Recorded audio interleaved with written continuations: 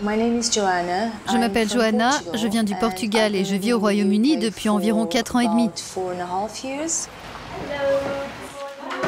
Johanna est dentiste, elle exerce dans un cabinet privé de la banlieue londonienne.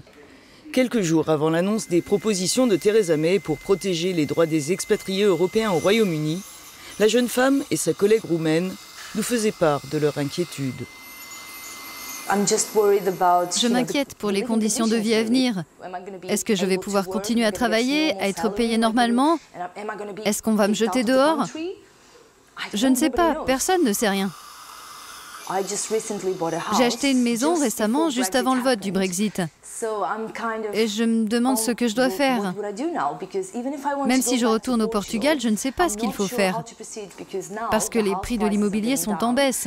Et si je vends ma maison aujourd'hui, j'ai peur de me retrouver dans une mauvaise passe financière. Je ne suis vraiment pas tranquille pour l'avenir. J'aimerais en savoir plus pour pouvoir planifier ma vie. Parce que pour l'instant, c'est impossible de planifier quoi que ce soit. Je m'appelle Alexandra et cela fait 4 ans et demi que je suis au Royaume-Uni. Je compte rester ici, mais en même temps, j'ai peur. Parce que je ne sais pas de quoi demain sera fait. Si je pars en vacances, de simples vacances, au retour, ils pourraient m'empêcher de rentrer. On n'a pas de visa, on ne peut pas prouver qu'on a construit quelque chose ici et ils pourraient ne pas nous laisser revenir.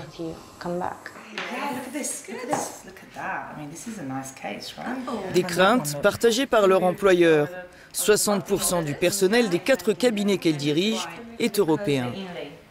On a été très privilégiés parce qu'il n'y avait pas d'obstacle au recrutement, ni de restrictions dans le droit du travail, les conditions de travail.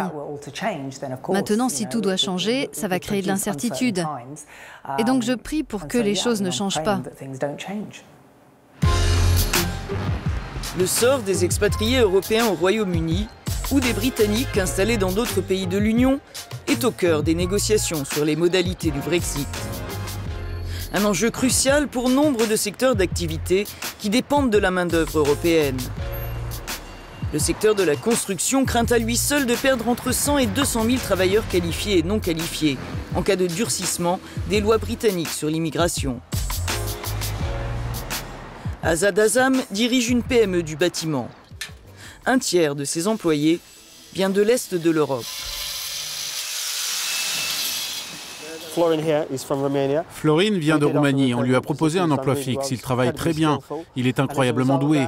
Alors je lui ai offert un contrat de 3 ans. Il a une famille dans son pays, une femme, un enfant, et il a l'intention de s'installer au Royaume-Uni pour de bon. Mais malheureusement, toutes les incertitudes du Brexit lui posent beaucoup de problèmes. On ne sait pas s'il va pouvoir rester. Lui-même ne sait pas s'il pourra rester.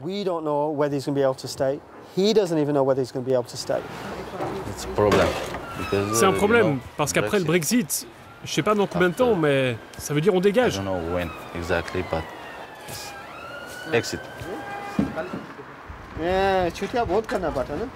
Le résultat, c'est qu'on ne peut pas augmenter nos effectifs comme on le voudrait. Quand on met des annonces dans la presse britannique, on n'a pas de réponse. Personne ne veut être électricien, personne ne veut être menuisier, personne ne veut faire ce que fait Florin, de la maçonnerie. Le carnet de commandes ne désemplit pas. Mais le Brexit, dit Azad, menace l'entreprise qu'il gère avec son épouse. Faute de pouvoir recruter, ils viennent de refuser un chantier de construction d'une série de résidences de luxe, un contrat de plus de 2 millions de livres, l'un des plus gros de sa carrière. À cela s'ajoute la crainte d'un retour des tarifs douaniers. Dans le bâtiment, on importe beaucoup de matériaux d'Europe. Et si on n'arrive pas à obtenir les accords commerciaux que le gouvernement essaie d'obtenir, alors pour toutes ces fournitures, les prix vont augmenter. Et alors, on ne pourra plus livrer des projets aux tarifs prévus au départ, parce que tout sera plus cher.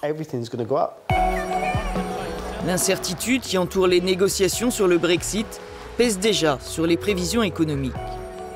Selon la Banque d'Angleterre, le niveau des investissements prévus dans le pays d'ici 2019 pourrait chuter de 25%. À l'horizon 2018, la Confédération de l'industrie britannique s'attend à un fort ralentissement de la croissance et à une hausse de l'inflation. La dépréciation de la livre sterling qui a suivi le référendum persiste. Un avantage pour les exportateurs mais un coup dur pour les importateurs. Tom Lowe a fondé avec son frère cette brasserie indépendante il y a 4 ans dans la périphérie de Londres. Une large part de la matière première, comme le houblon, et de l'équipement est importée des États-Unis et d'Europe. Ces fûts viennent d'Allemagne. Du jour au lendemain, au moment du vote du Brexit, ils sont passés de 60 à 70 livres le fût, une hausse de 10 livres. On en avait 2500 sur la mer à ce moment-là. Faites le calcul. Pas de quoi pourtant décourager le brasseur.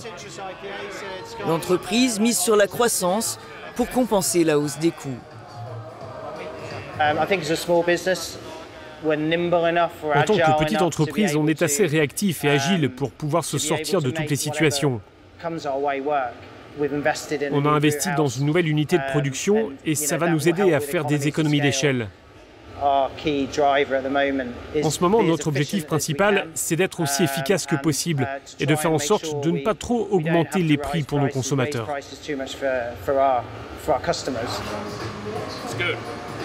Ça vaut encore le coup de faire des affaires et fabriquer de la bière au Royaume-Uni avec le Brexit? Oui, évidemment. Les gens continuent à boire quand les temps sont incertains, quand l'économie décline, ou quoi qu'il puisse se profiler à l'horizon. Alors, on doit continuer à nourrir les gens, enfin à les abreuver. Et on est enthousiaste à l'idée de répondre à leurs besoins, quoi qu'il arrive, avec le casse-tête du Brexit.